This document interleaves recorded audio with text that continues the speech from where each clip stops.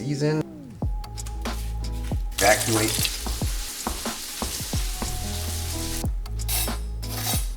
So with this recipe, I wanted to recreate the chicken parmesan sub. Actually, in this case, it's going to be a chicken parmesan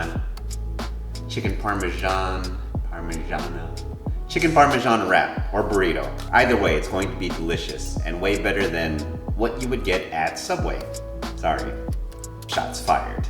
Let's do this. First, start out by laying out your chicken thighs. I do like thighs better because, well, the flavor is just better. Lay out about 6 of these. Ooh, oh, there's about 6 in this package. Cool. Lay that out all nice. Now, as these chicken thighs are, the shape is not quite conducive for chicken parmigiana. So what I'm going to do is I'm going to get these things nice and flat. Also, that way when they fry up, they don't curl up or bunch up. Basically, we want as flat as a chicken product as possible. I know calling these a chicken product is pretty weird, but as such, we'll get some cling film. Put that on top. Use a few more pieces just in case. Now, if you have a meat mallet, that would be especially helpful. I don't, so I'm just going to find the heaviest thing that I can in my kitchen and I'm going to pound these things down. The weight of my cast iron should do the trick.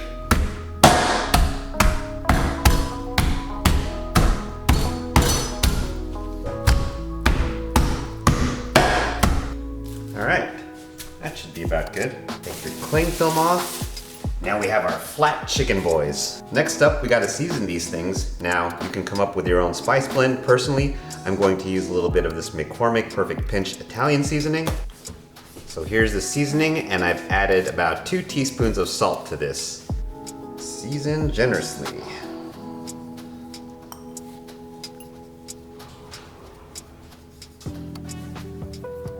Now, let these sit elsewhere for about 5 minutes. Next up, we need to make the breading because every good chicken parmigiana needs a crispy, crunchy breading, right? Set up a little station here. Basically, the chicken that's been breaded will be placed on this pan. We'll place our breadcrumbs in this pan, and in this pan will be the egg wash. Let's switch these first. Let's get some eggs scrambled. Got 2 eggs in there. Don't eat shells. Go ahead and scramble these eggs.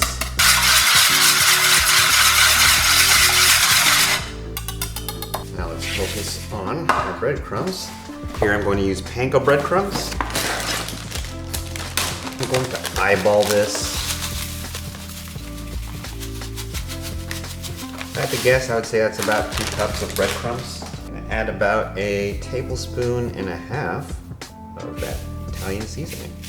Whoopsie, Eric forgot to add the Parmesan cheese, but it still came out good. You won't forget the Parmesan cheese.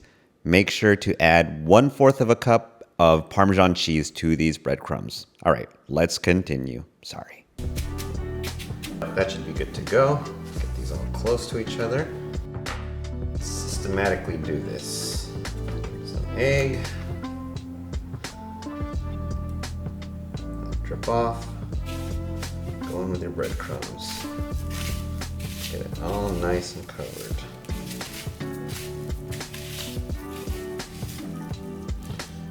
And move that to your sheet and repeat.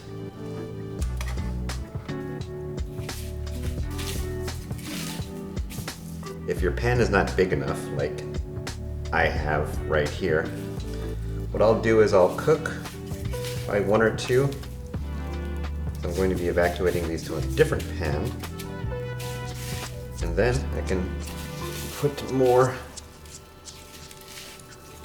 ready to cook parms on this sheet.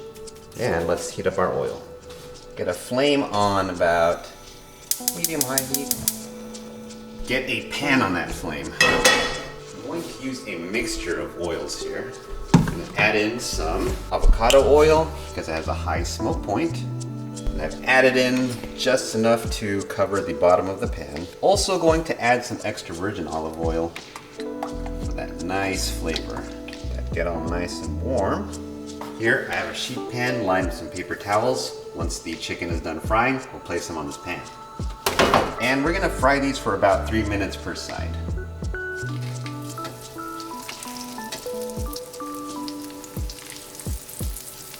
After 3 minutes, give it a nice flip. Ooh, look at that crust. That's what we want. That's what we're looking for. So, once they're done cooking, evacuate to your paper towel lined sheet and continue the cooking process. Now we will need some mozzarella cheese. Here I have some whole milk mozzarella cheese. Just going to get a few slices.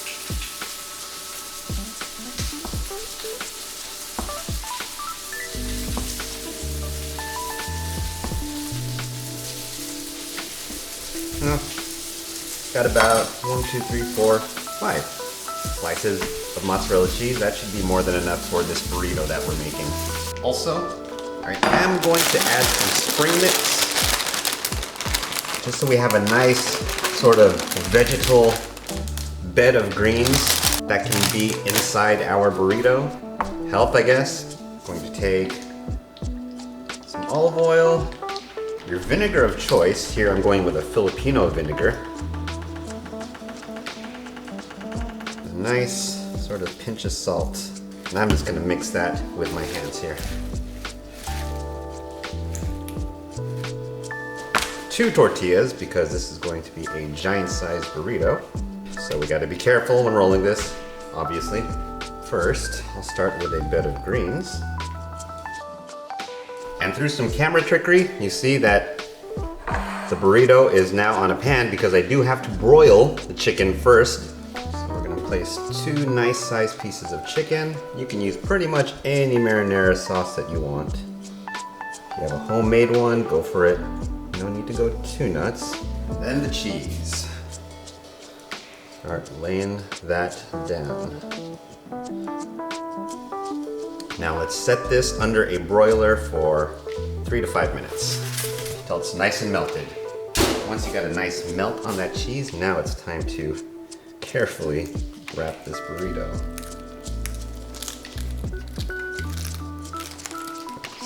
Tuck in the edges. All right. Now, we could eat it as is, but what I'm actually going to do is get it nice and brown on both sides.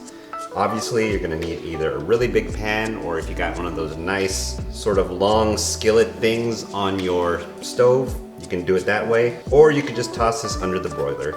I do happen to have one of those stove things I was talking about, so I'm gonna do it that way. When it's done, it should look something like this. Let's test it out.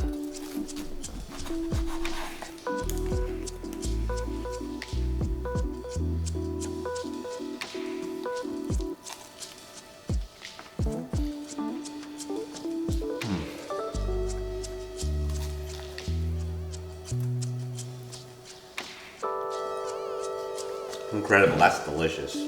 If you got a little time, take a little effort, you're gonna make a delicious burrito. You're gonna love this. Guarantee that. YFP out. If you loved this recipe, please check out the recipes in the thumbnails right here in the video. Also, please give me a like, subscribe, and don't forget to hit the bell to be notified when my latest videos are released.